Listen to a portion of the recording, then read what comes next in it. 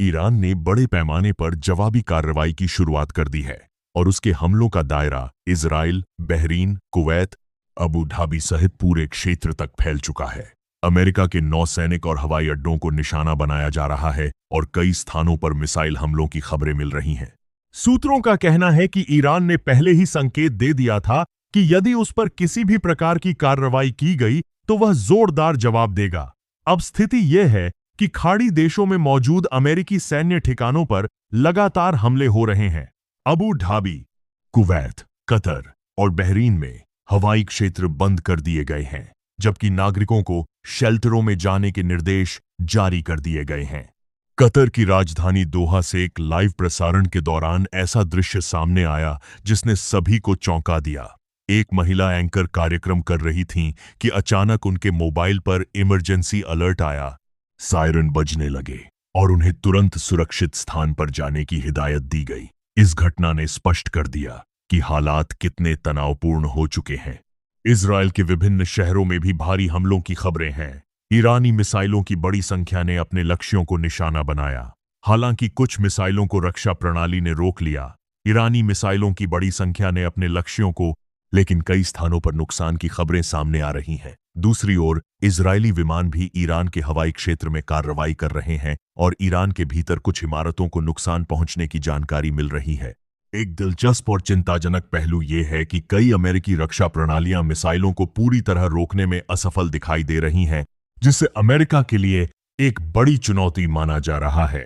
Answer: Bahrain में स्थित एक महत्वपूर्ण अमेरिकी नौसैनिक अड्डे को भारी नुकसान पहुंचने की खबरें भी सामने आ रही हैं। आंसर: ईरान के भीतर भी हमलों के बाद नेतृत्व को लेकर अनिश्चितता बनी हुई है।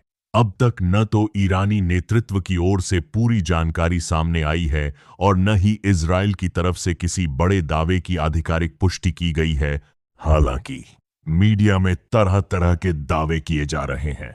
मौजूदा हालात को पहली लहर बताया जा रहा है और विश्लेषकों के अनुसार यदि तनाव कम नहीं हुआ तो अगला चरण अमेरिकी नौसैनिक बेड़े या एयरक्राफ्ट कैरियर को निशाना बनाने का हो सकता है।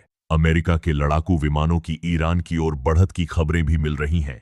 पूरे क्षेत्र में उड़ानों की व्यवस्था बुरी तरह प्रभावित हो चुकी है। कई अंतर्राष्ट्रीय उड़ानों को यूरोप, भारत या अन्य देशों की ओर मोड़ा जा रहा है, क्योंकि खाड़ी क्षेत्र का हवाई क्षेत्र असुरक्षित माना जा रहा है। हवा में मौजूद यात्रियों के लिए यह स्थिति बेहद चिंताजनक है।